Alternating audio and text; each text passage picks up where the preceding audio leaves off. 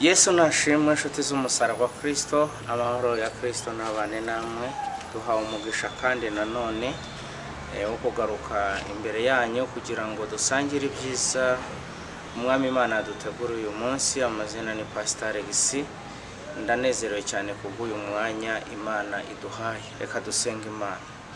Data, mu izina rya Yesu turaguhimbaje kuko utugiriye neza kugira ngo tugere kuri uyu munsi. Izina ryawe rihabwe icyubahiro kandi uduhaye umwanya mwiza kugira ngo tuganire na bene data ijambo ry'Imana. Nyemerera ineza yawe ibe kuri twebwe kandi umwuka wera wasigiye itorero abashe gufasha buri wese ugiye kumva iri jambo, baze rigire aho rimukura kandi rigira aho rimugeza. Izina ryawe nirihabwe icyubahiro mu izina rya Yesu Kristo, amen. Mugira amahoro ya Kristo. Ndagira ngo dusangire ijambo ry'Imana dusanga mu rwandiko rwa kabiri Paulo yandikiye Abakorino, igice cya mbere turasoma n'umurongo waho wa 10. Twumve icyo Imana ivugana natwe uyu munsi. Ijambo ry'Imana yatubwiye ngo yaturokoye urupfu rukomeye rutyo, nanone iracyaturokora kandi twiringiye yuko izakomeza kuturokora. Imana ihabwe icyubahiro. Uyu ni intumwa Paulo, umukozi w'Imana nk'uko tubizi, wanyuze muri byinshi, wahuye n'intambara nyinshi. Muri izo yahuye nazo zose ahorwa ijambo ry'Imana, mu kaga yagiye anyuramo kubw'ubutumwa bwiza, ashaka kwamamaza ubutumwa bwiza. Yahuye n'ingorane nyinshi n'amakuba menshi, ariko yakomeje kwiringira Imana. Mu byo yanyuragamo byose yakomezaga kwiringira Imana. Uko ibihe bigenda biha ibindi, Satani agenda aguca imbaraga z'umutima, akakwibagiza imirimo y'Imana, akakwibagiza iby'Imana yakoze.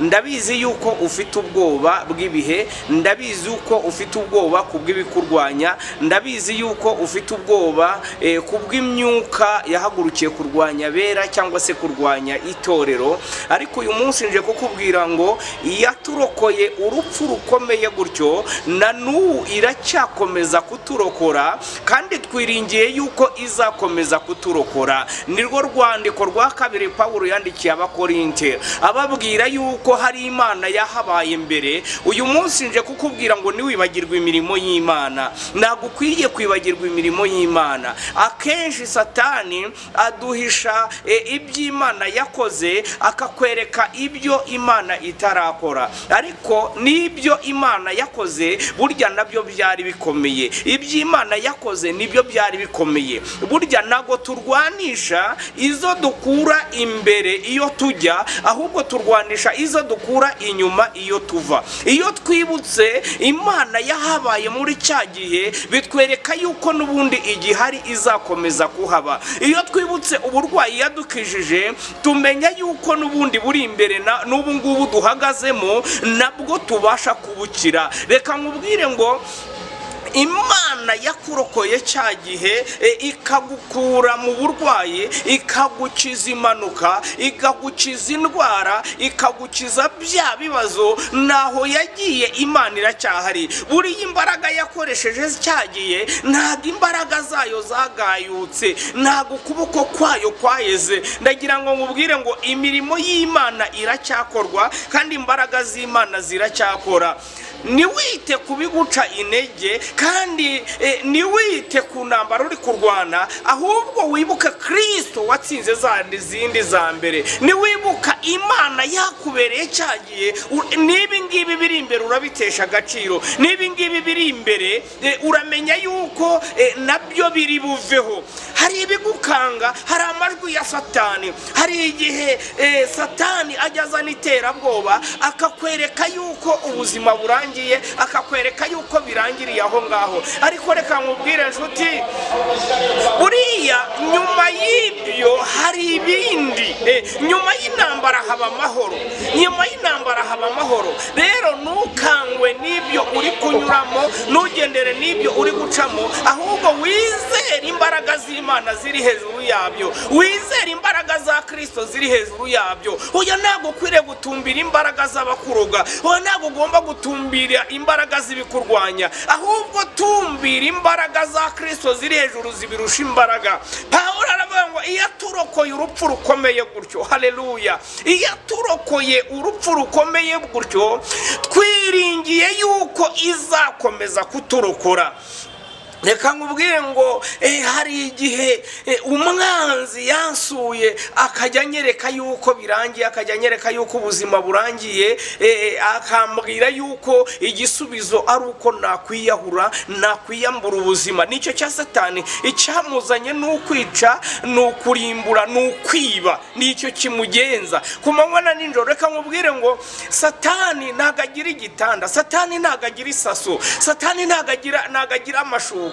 Ku manywa na nijoro amasaha yose arwanya uw'Imana yahamagaye, amasaha yose arwanya umwana w'Imana. Ariko nubwo bimeze gutyo, nubwo ku manywa na nijoro akora, ndashaka kukubwira iki ngiki, ndashaka kukubwira ngo na Kristo Yesu urinda itorero, haleluya, ntagasinzira, ntagahunikira. Ijisho ry'Imana rikuriho, ijisho ry'Imana riba kuba mwegera ku manywa na nijoro, ijisho ry'Imana riba kuba mushaka ku manywa na nijoro. Reka nkubwire ngo uyu munsi icyo nkubwira ni iki, mwene data mushiki wanjye, ndabizi yuko urusaku rubaye rwinshi n'iterabwoba ry'umwanzi ari ryinshi, ariko umva ikintu kigukwiriye.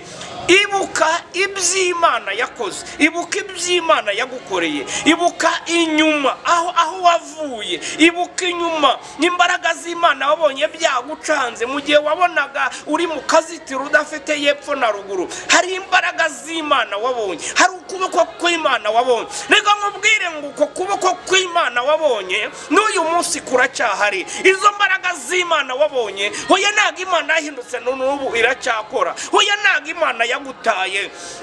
Satani bakubwira ko Imana idahari, Satani akubwira ko Imana yagutaye, ariko burya reka nkubwire ko ukiriho ntabwo ari impuhwe za Satani, ahubwo nuko Imana yahabaye. Subira wongere wambara imbaraga, iracyaturokora, izakomeza kukurokora. Iyishyuye ya madeni n'aya ngaya izayishyura, iyishyuye kuva mu kwa mbere iyo nzu ubamo, nagira ngo nkubwire ngo ntago iremererwa, n'aya ari imbere izayishyura. Iyishyuriye bariya abana amashuri, n'uyu munsi iracyakora. Iyakukoreye ibyo ngibyo ikakubeshaho, n'ubu iracyakora. Iyagukijije za ndwara, na n'uyu munsi iracyazikiza. Ntabwo ukuboko kwayo kwaheze, ntabwo Imana yagutaye, ntabwo Imana yagusize. We wabibona yuko yagusiza, wabona yuko yagutaye, wabona yuko itari kumwe nawe, ariko reka nkubwire ngo imbaraga z'Imana zahabaye cyagiye, haleluya. Imbaraga z'Imana zahabaye cyagihe, n'uyu munsi ziracyahari, n'uyu munsi zirahari kugira zikurwanirire. Reka nkubwire nubwo Imana itagaragara, ariko irahari. Hari igihe Yobu byaramucanze, aravuga ngo ndayishakira iburyo nkayibura, ndayishakira ibumoso nkayibura, ariko aravuga ngo izi nzira nyuramo, haleluya, ngo nimara kungerageza ngo nzasohoka ameze nk'izahabu nziza yatunganirijwe mu ruganda. Imana ishimwe cyane.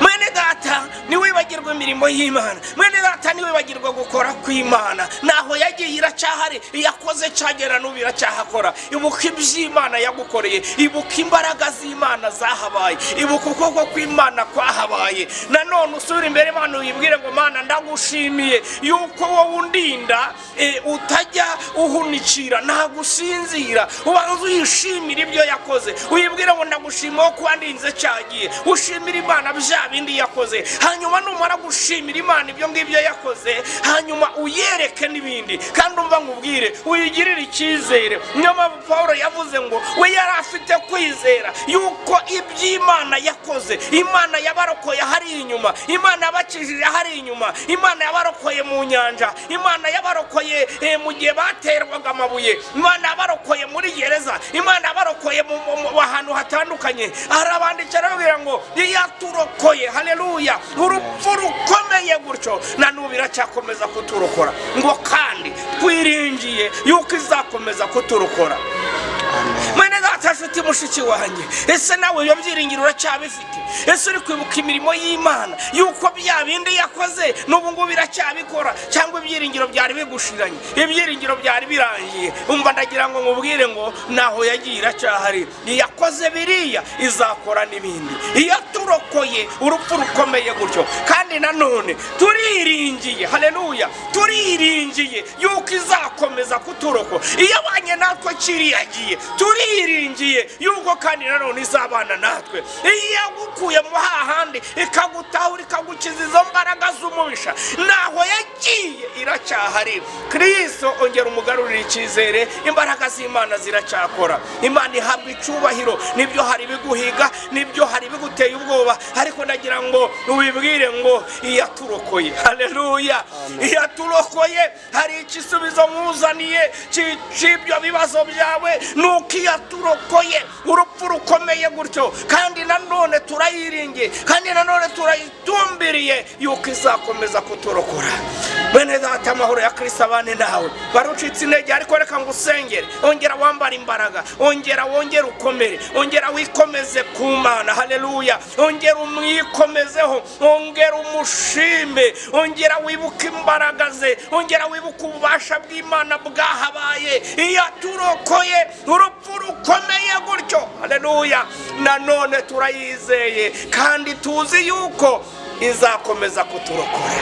Amahoro ya Kristo abane nawe mushiki wanjye, ongera wambara imbaraga.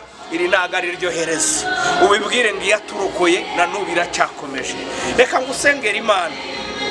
Warucitse intege, warunaniwe, warutendebutse, ariko iyahabaye cyagiye, ntago yimuka, ntiyahindutse, ntago yashaje, na nubwo yakuvuyeho, ahubwo iracyahari. Kristo Yesu abaho umugisha mu izina rya Yesu. Reka ngusengera amahoro ya Kristo abane nawe. Data nyir'ububasha, nyir'ubushobozi, turagushimiye kuko warokoye mwene data mushiki wacu, kandi wowe wamurokoye cyagiye, n'uyu munsi uracyahari, kuko nuremererwa nutsindwa imbaraga zawe ziracyakora. Haleluya, haleluya. Ndasengera warucitse intege, ndashingera mwene data, ndasengera mushiki wacu mu izina rya Yesu. Imbaraga z'Imana zimugarukemo, umwuka wera yongere kumugota, ubasha bw'Imana bugote mu izina rya Yesu. Imbaraga zisumba byose reka zikora ibikomeye mu mutima wa mwene data, mu mutima wa mushiki wanjye, mu izina rya Yesu. Abari batakaje ibyiringiro ndabasengeye mu izina rya Yesu, ibyiringiro bigaruke, imbaraga zigaruke, kunesha kugaruke mu izina rya Yesu. Ibikangisho n'ibitero byose turabiburizamo, turabyambura agaciro mu izina rya Yesu. Reka ububasha bwe n'ubushobozi